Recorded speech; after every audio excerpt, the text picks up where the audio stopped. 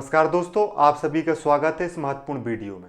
8 दिन हो गए हैं इजराइल और ईरान के युद्ध को, लेकिन दो चीजें बहुत ज्यादा चर्चा में बनी हुई हैं। अगर न्यूज चैनल से आप देख रहे होंगे तो इन दोनों चीजों को आप जरूर देख रहे होंगे, तो हम इन्हीं के बारे में चर्चा करेंगे। इजराइल का आयरन डोम और ईरान की फतेहवल मिसाइल जो है उसकी हम तुलना करने वाले हैं। एक रक्षा के लिए है, एक अटैक के लिए है। दोनों ने युद्ध में क्या भूमिका निभाई है, कौन सफल हुआ है, कौन असफल हुआ है, किस पे सवाल खड़े किए जा रहे हैं, इसी चीज को हम इस वीडियो में जानने का प्रयास करेंगे। देखिए यहां पर स्क्रीन पे आपको दिख रहा है कि इजराइल का क्या है। आपसे अगर कोई पूछे, इजराइल का जो है वो आयरन डोम है, ये मिसाइल से रक्षा प्रणाली है। यह इजराइल का सबसे प्रसिद्ध रक्षा प्रणाली है जो छोटी और मध्यम दूरी की मिसाइलों, रॉकेट्स को रोकने में सक्षम है। इसकी सफलता दर 90% से अधिक मानी जाती है।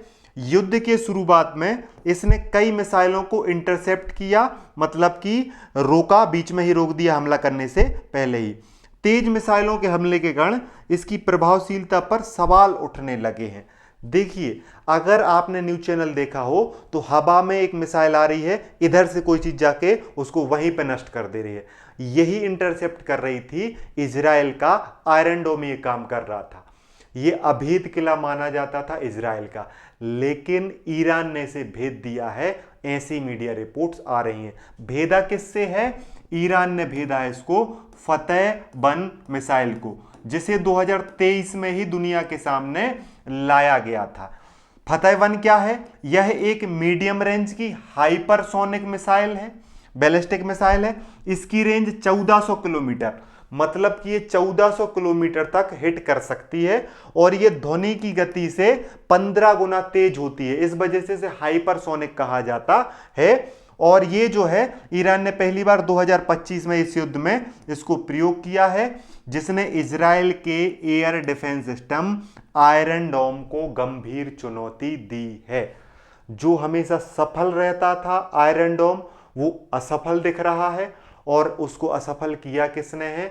फतेह-1 हाइपरसोनिक मिसाइल जो ईरान की है। एग्जाम में पूछा जा सकता है ईरान की हाइपरसोनिक मिसाइल का नाम क्या है? फतेह-1। फतेह-1 की रेंज क्या है? लगभग 1400 किलोमीटर। और ये कौन सी मिसाइल है? हाइपरसोनिक। ध्वनि की जो गति है उससे लगभग 15 गुना तेज स्पीड से 6000 से 8000 किलोमीटर की स्पीड से ये हिट कर देती है अपने टारगेट को।